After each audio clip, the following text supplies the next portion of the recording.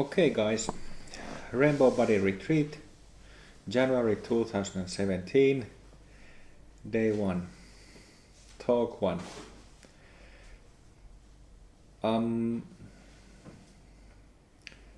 Something completely strange happened during our Dzogchen Metta practice, which was that people started talking like crazy immediately after the session. I mean, sharing experiences. That has never happened in my courses before. I've never seen it before. And usually when asking that, how was the practice, somebody says, fine. It was good. So, would you share some of your experiences? What were you talking about to each other?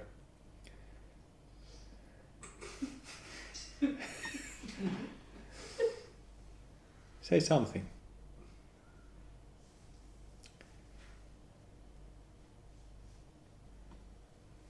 It was very intense. Yeah? Intense presence, and there was no thoughts actually. It was so. Yeah. And of course, the heart was very powerfully present Yeah. there, and actually the whole energy bodies, and it was like the energy was like circulating, and I felt like we are melting one. Yeah. Together as one. Yeah. Yeah. No. But it's very different compared to practicing as one. Alone. Alone. Yeah. Yeah, and seeing each other into the eyes. Yeah, isn't it? Yeah. I kind of felt when we got to the moment, I said this technical pointer that just look in the eye and then see if you really can notice that selflessness of the awareness there and the aliveness of awareness there. And then when we expand it to the whole body, before that I told you to notify that it's a physical eyeball that you're looking at. You're not looking like a vast space or something like this. You're watching like a physical eyeball and you're seeing that. And then when we expand it from there to the body, is the aliveness same what you feel in your own body and in the body of your pair. Then I kind of felt that bling, bling, bling, bling, bling, bling, like lights going on. Something else? Some other comments?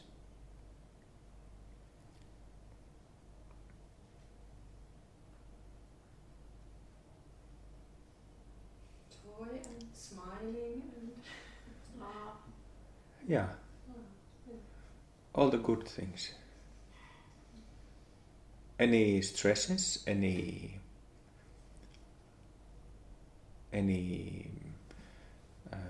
anxiety or something like this?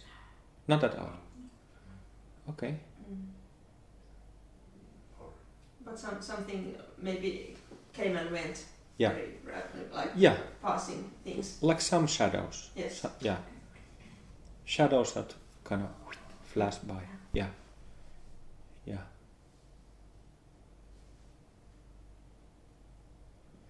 Yeah, it's a unique practice, bringing a couple of really essential things together. Of course, people hug all the time, and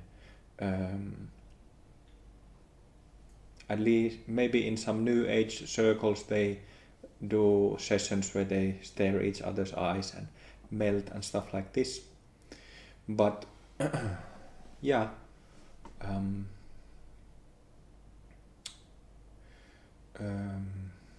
I think this is a wonderful practice.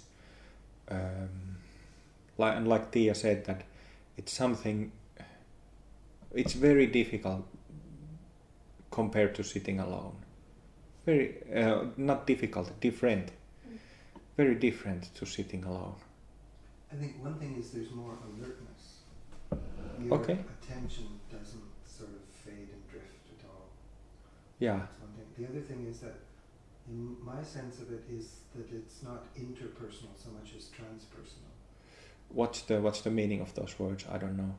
Well, interpersonal is like you're a person, they're a person, your personalities are kind of mixing in. Okay. The whole range of what your personalities are. Yeah. That was not my sense of it. Right, My right. sense of it was that consciousness was looking through the eyes at the form in front of one Yeah. and was very much at peace. And there was not a lot of reactivity. No, there's no reactivity. Yeah. Yeah. That's great, isn't it? Really great. For example, by doing that, I could be aware of the degree of purification of my own consciousness because there's no interference from the personality level in the pure consciousness domain of things. Uh-huh. Yeah. I think that one thing that is what traditionally in spiritual scene is not done is physical touching. It's kind of it's not done. You know, in Buddhism, people greet by joining hands. They don't shake hands usually. Well, like it's not the way how people greet each other in Asian culture. But also touching is sometimes prohibited in some spiritual circles, and I understand why. But I understand the logic of it. But as we all experienced, it can also be when put into the right context and when done in this way, it can be like a big eye opener, right? Just tying things together. I recorded the session that we had, and I will be posting it online.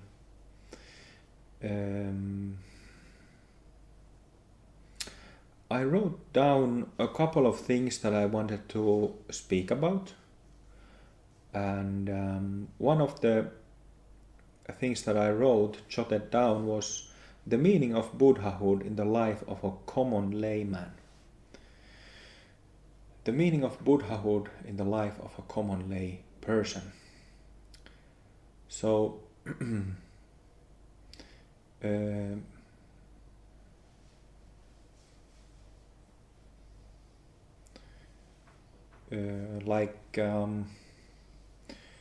if we think of full enlightenment or Buddhahood and the attainment of that in a very traditional way, it means something that is very high, and often it's talked about as something that is very far also, and that it takes a huge amount of effort and work and sacrifice in different forms to be able to attain that in this life. And also the traditional view is kind of that it might take a huge work and effort and sacrifice of many lifetimes to come to full realization, full enlightenment, to Buddhahood. And of course, each of us has numerous previous lives, so maybe I'm stupidly talking and only thinking about this life, but if we really start thinking like from pragmatical point of view, this full enlightenment or Buddhahood, I kind of wanted to look at this from the point of view of a common layman. We are all lay people, not monks, not nuns, not people who spend years or decades in retreat, not people who spend years reading and learning the philosophies and like fine details of that. Nothing like that. We are common lay people. And the way how I look at this matter of Buddhahood is from the angle of eradicating suffering, eradicating confusion. This is nothing extraordinary. This is Buddhism talks about this all the time, and like Hindu traditions speak about this as well. But there is traditionally this view that like only very few attain Buddhahood, realize their innate Buddhahood, and that it's extremely rare and it's something far and high, right? So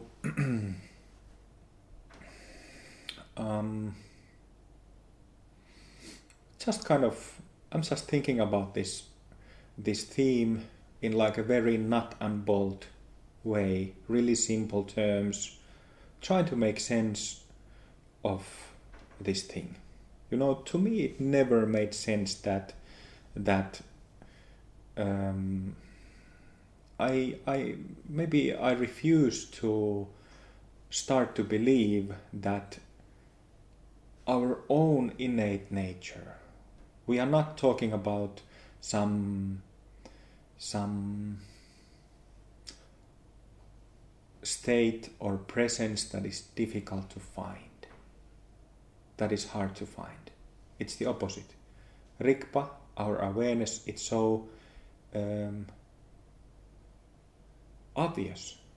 When you make the connection and realize, oh, this is awareness, it's obvious, it's so simple and direct.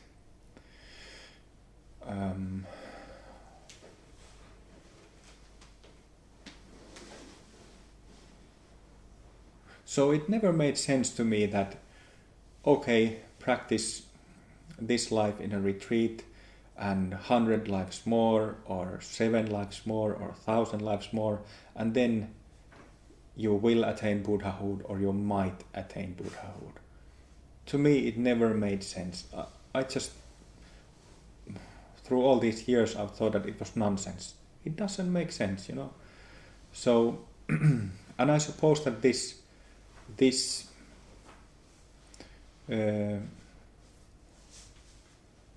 like this suspicion to like religious ideas such as that one has been like a main motivator or catalysator in my path that has led to many teachers and teachings and what has led us all here.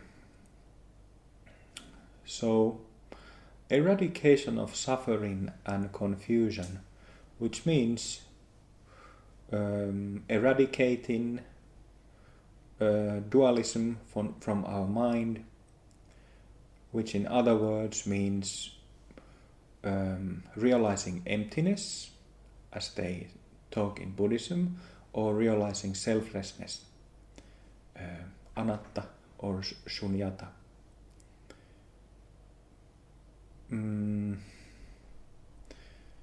So, as you also, some of you have very long histories in different practices and methods in different ways of different like methods and schools of spirituality. So, yes, there are differences between approaches, for sure. And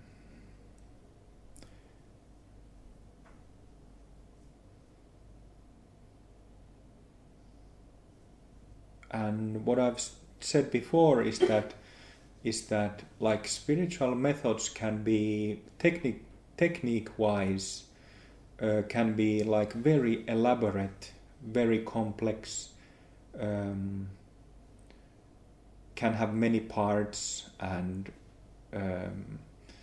it can be very elaborated. elaborated, yeah. While on the other hand, the essence of the whole thing is really simple.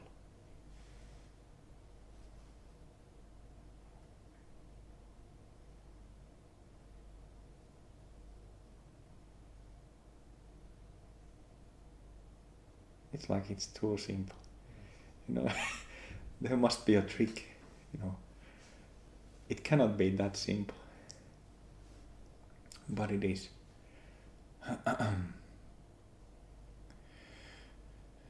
Some time ago, we did this workshop. I think it was during Bodhi course. I think on intention, attention, and awareness. Which I was saying that these practice methods can be very elaborate, very complex, or they can be very simple. And like the workshop that we did, intention, attention, awareness, that's the most simple and direct way of understanding what Rigpa is. Like how to learn to differentiate Rigpa awareness from all effort-based practices. This is something that we have workshopped for quite a bit on different courses and retreats, previous retreats as well.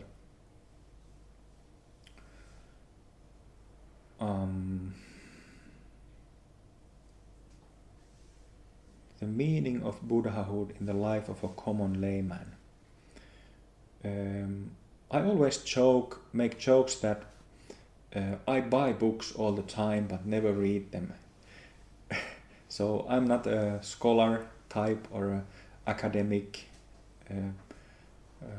I don't do that kind of study. I do some study every now and then, but it's like a 1/3 of a page once a month or once every 2 months. So not that much. So to me, who I'm also a common layman, you know, I never felt like doing extensive scriptural study, although there is benefit in that.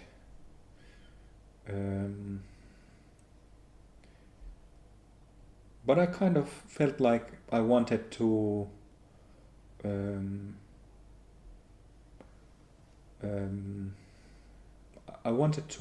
throughout the years, I wanted to approach this theme in a practical way, you know, getting experiences and drawing your own conclusions, finding out what other people say about the same things, and then just, you know, doing a study in more experiential way. And at this point, both in my own practice as in the practice of several Sangha members, we are in a situation where 7 or 8 people have opened their Mahasiddha bhumis. And I would like to say a little bit about this in relation to the meaning of Buddhahood. So, Rigpa awareness itself is it's like the most obvious thing. When you make the connection, you realize that what this or that tradition talks about, this Buddha mind, Buddha nature, Rigpa awareness, open awareness, something, you know, use different kind of terms, sometimes very exotic and fascinating terms. When you actually realize that, oh, it's so goddamn simple, you kind of start to feel full, because there might have been the expectation that when I recognize that Rigpa, it will be something, you know, totally mind-blowing. And it is mind-blowing in a way, but not like that. It's not like fireworks. So we are talking It was Padmasambhava in a text called, it's Karmalingpa's Terma, it's, what is it, Self-Liberation Through Seeing with Naked Awareness. Yeah. In that book, he lists different terms that different schools of Buddhism use for awareness, and he also actually lists Hindus there. And one of the terms that he uses that you can call it Tathagata Garbha, like a golden embryo of a Buddha. You can call it Buddha nature, you can call it Rigpa, knowing awareness, you can call it Atman, self. He really said that, like the Hindu thing in his text. And then the last one is that you can just call it ordinary awareness. Ordinary. And this is something like from the common layman's perspective, that is something that kind of gets me, you know. Ordinariness of it. So, yes, when looked at from the point of view of confused mind, you know, getting attached to thoughts and emotions, Rigpa is kind of extraordinary, right? But when you get to know it, when you recognize it, when you become familiar with it, it becomes like to a significant amount, it becomes familiar to you, or when you hit the Mahasiddha bhumis and it becomes a default mode, then it becomes ordinary. And then all these expectations or dreams or mystical claims, vague descriptions of what Buddhahood is fall away. You know, it doesn't matter. I don't want to sound bold or stupid, but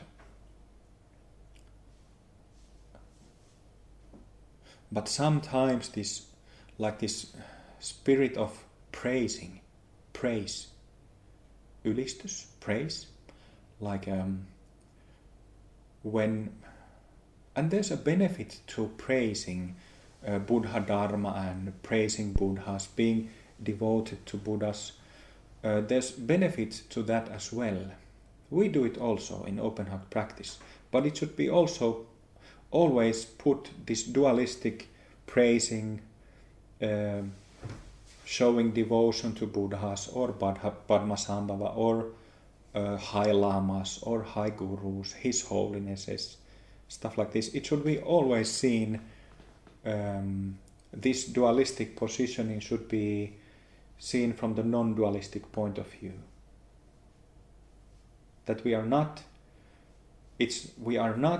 inferior, we are not lower, nobody is lower or higher than others.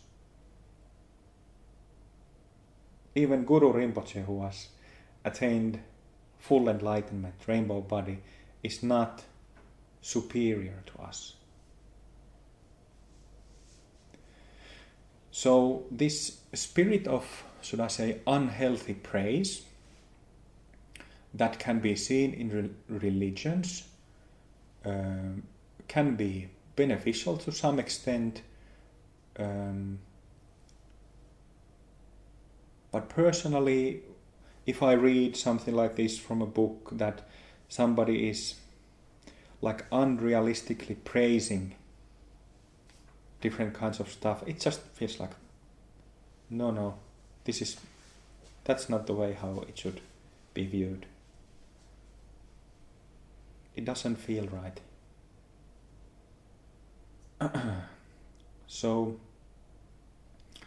as I've said many times before, and you know that bhumis, these Mahasiddha bhumis and all bhumis, even before Mahasiddha Bhumis,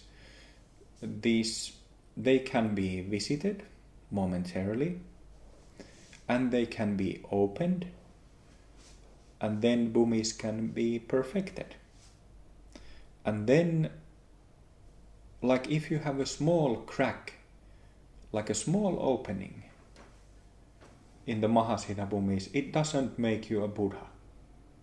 So this is something that I've noticed, that people who have come across Open Heart Bhumi model and the recent developments of Mahasiddha Bhumi openings in the Sangha, they immediately think that, okay, you are claiming to be Buddhas.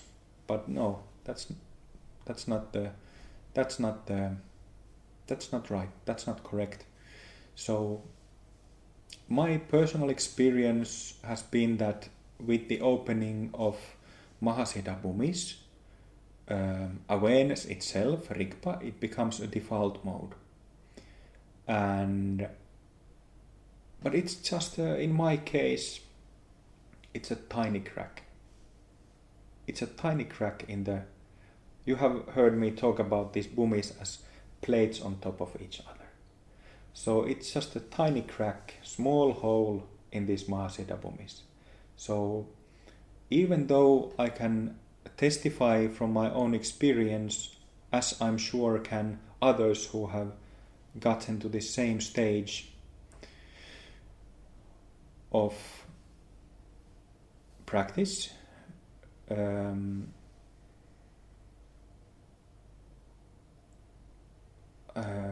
I can say that, first of all, it makes all the difference to even have that tiny crack in Mahasiddha Bhumis. It really does, because Rigpa becomes your default mode. Yes, you can still have dark nights, pains, fear, anxiety, and personally it has also been that when this Rigpa becomes the default mode, then you kind of have, if you have a storage room, like an analogy of a storage room, which was dark before and you just momentarily had the lights on. Now that the light is on all the time, then you kind of really start to see that what mess is there still to be purified. Yeah, so personally I have a lot of stuff to purify, and yet the Rigpa awareness is default mode, which is a really big change to what it was before. Because in Bodhisattva Bhumis, prior Bhumis,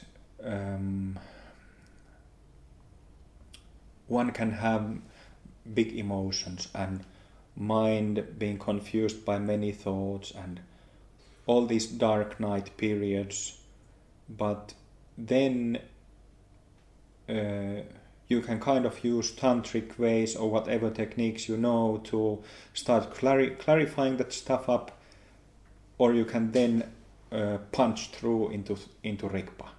You have those two choices, right? But from the 11th Bhumi onwards, you don't have to look for the Rigpa anymore. You can have that stuff happening, subtle stuff, but you don't have to punch through anything because you're there all the time. So it's a like a meaningful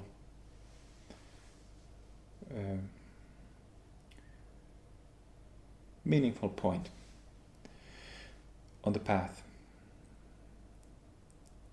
The meaning of Buddhahood in the life of a common layman. So we make jokes about, like yesterday I made jokes about that after this week-long rainbow body retreat we can walk through walls and push handprints and footprints into stone and concrete. I was actually joking to Carl one day that I know this one guy who makes stonework, so I could send my handprint to him in email, a picture, and ask him to do a big boulder and telling him to carve a handprint there and put that stone to the entranceway. But yeah, I make jokes about this and we make jokes about this, but if I'm looking at this thing called Buddhahood or full enlightenment from the viewpoint of a layman, none of that interests me really.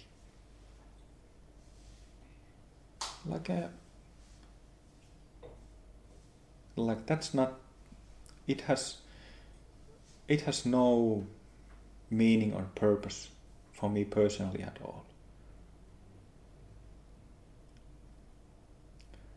So eradication of confusion, suffering, clarification of one's mind. There's this one word I was last night when I got back after the evening practice. I was upstairs and I shut the lights and was just rocking back and forth in my rocking chair, and I thought about these matters and this speech, what I would talk about, and then I had this one word pop into my head, which is that you just want to be sober. Sober, selvinpäin.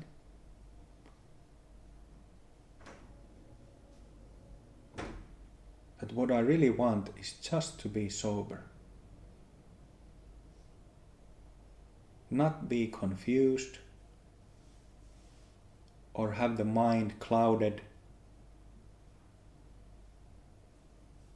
even in the smallest degree. Isn't that really something?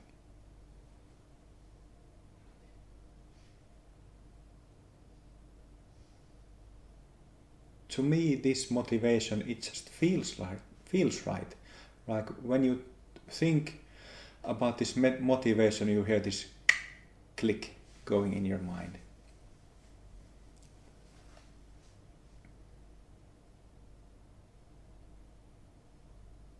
And even though there are many miraculous stories in the history of yoga, both in Hindu and Buddhist and Christian traditions, that's the essence. That's what all the great masters say. Great masters meaning other people who have worked to get their minds clear. That's what they say.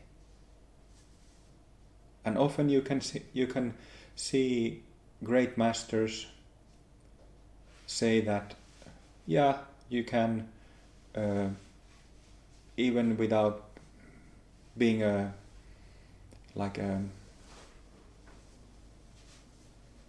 that even as a person who doesn't follow moral guidelines, Dharma teachings, you can develop all kinds of powers, and along the path of meditation you can get sidetracked and start having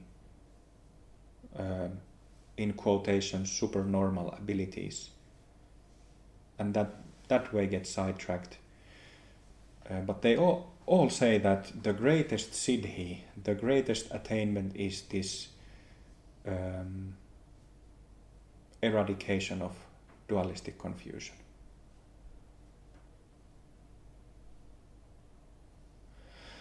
And another thing that I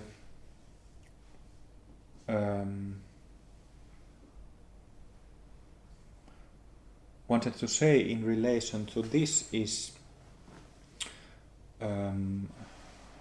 one or two times at courses or at retreats we have done a workshop on common morals and ethics. As you are sitting or lying down there now, abide, notice Rigpa. This is just a 2-minute workshop.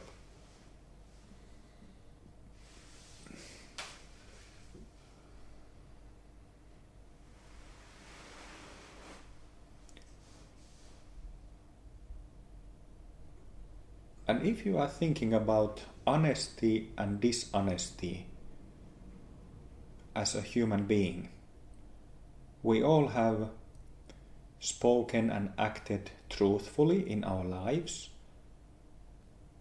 and we have also at times acted or spoken untruthfully, have told lies to others. When you are in this experience of Rigpa awareness itself, is that awareness honest or dishonest? Would it lie?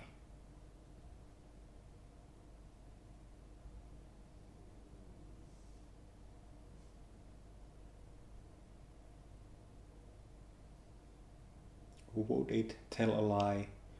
Would it mislead anyone?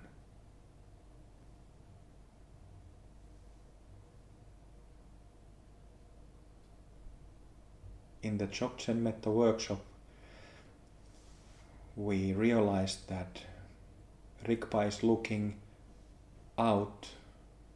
Our eyeballs are the embodiment of Rigpa, and our whole flesh and bone body is the body of Rigpa.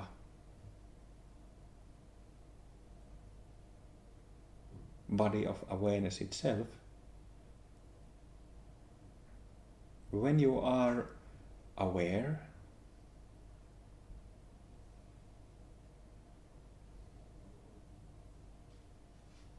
would you tell a lie?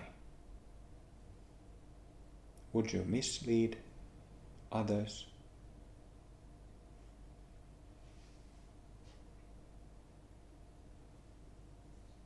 Or not? Would you be honest?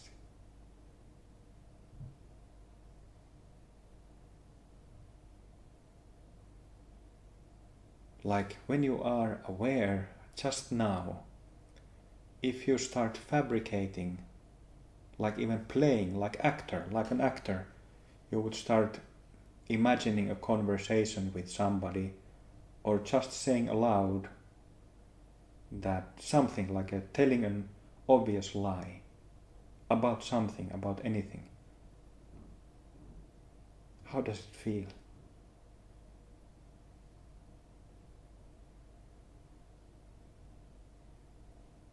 Starts to feel like shit, right? It just doesn't, this fabricated self-based thinking, self-based motivation, it's so obvious when you know Rigpa well enough. You can make this distinction. I've been talking about this every now and then for maybe 2 years, and I just at some point I realized that when in spiritual teachings they always encourage one to speak truthfully instead of untruthfully, and to be non-violent instead of violent, and so on. I just made the connection that, God damn, it's like it's a direct pointer to the natural state itself. I remember this story. I think it was of Lahiri Mahashaya, who, if it wasn't him, then it was Sri Yukteswar, his one of his main disciples. That there was this one guy who came to this master and asked for some instruction, some spiritual instruction, and the guy was like a pathological liar. I don't remember if the story told that the master knew it or not, but the master told to this guy that just be honest for 3 months. Don't tell lies to yourself or to others. And the story continued that this person's life changed completely during those 3 months. Isn't that something? Such a simple pointer. Sometimes when having insights like this, when I look back and when I look at my own situation now, it's kind of so obvious things that it makes me feel like I'm the stupidest person alive on earth, walking on the face of earth. Because those are so obvious things. If you want to know Rikpa, be honest. And it automatically your mind and your body aligns with this body of awareness.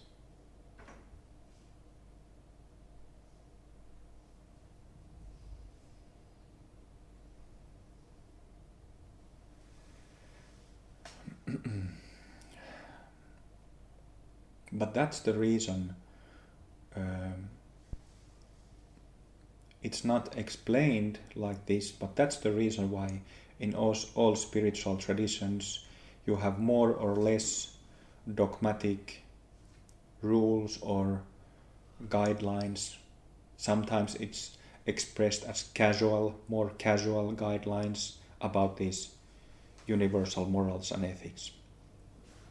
So that's the reason why these teachings are there.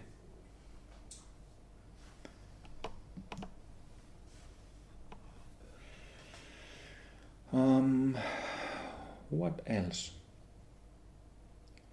Maybe I should say something about alaya vijnana and rikpa, in English substrate consciousness and awareness, or in Finnish syvä alitajunta ja tietoisuus. Alaya vijnana and rikpa.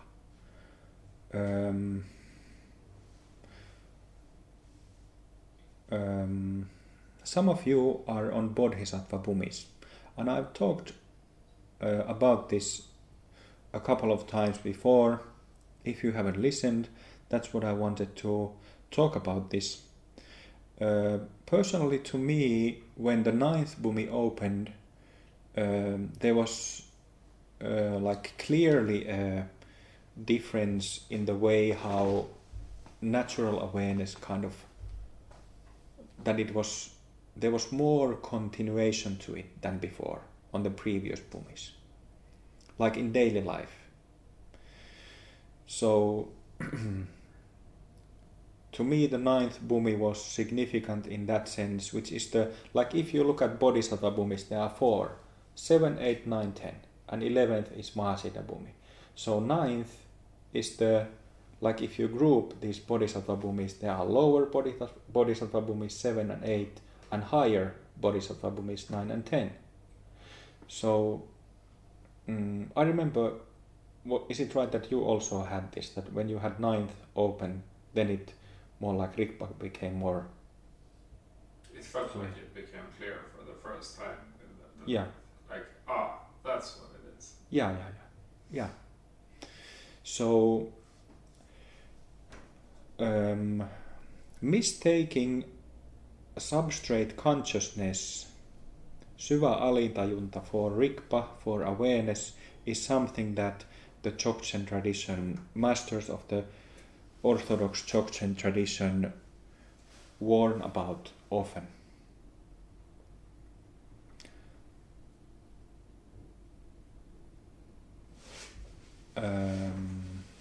Maybe I should add that for those higher Bodhisattva Bhumis, in my case, yes, Rikpa started to naturally come up more often, and it would stay a bit longer than before. But as I said, the first Mahasiddha Bhumi just completely turned this around. But my experience, looking back to 7th, 8th, 9th, 10th Bhumi terrain was that I would say that it wasn't easy to differentiate this difference between substrate consciousness, the thin veils of substrate consciousness, and Rigpa. And Jigme Limpa in maybe it was in the Yeshe Lama commentary or some other Jigme Limpa text, he said that for many experienced meditators, this being able to distinguish what is substrate consciousness with thin obstructive veils and what is Rigpa without those veils is difficult to distinguish. That's what he said. And that it can take decades for some to be able to notice the difference. So this is the reason several of you guys being on Bodhisattva Bhumis is why I would encourage you to, when we practice Ati Yoga during this retreat, to shout those pet mantras, to cut through it.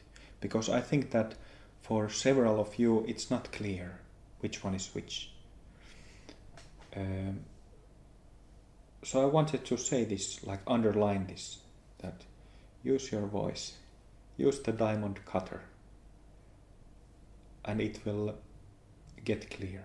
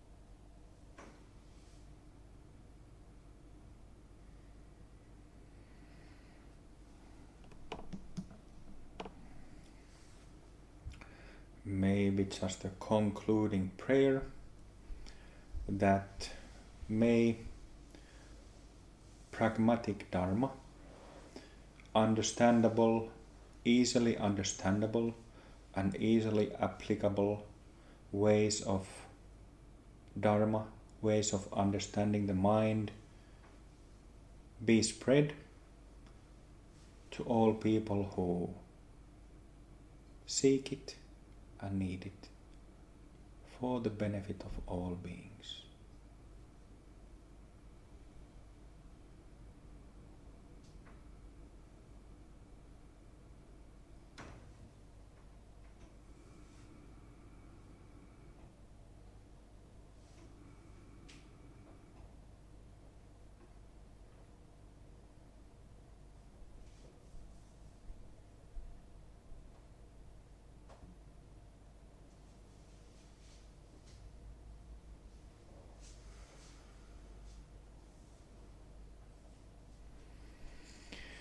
Okay, thank you very much. Let's drink some coffee and tea.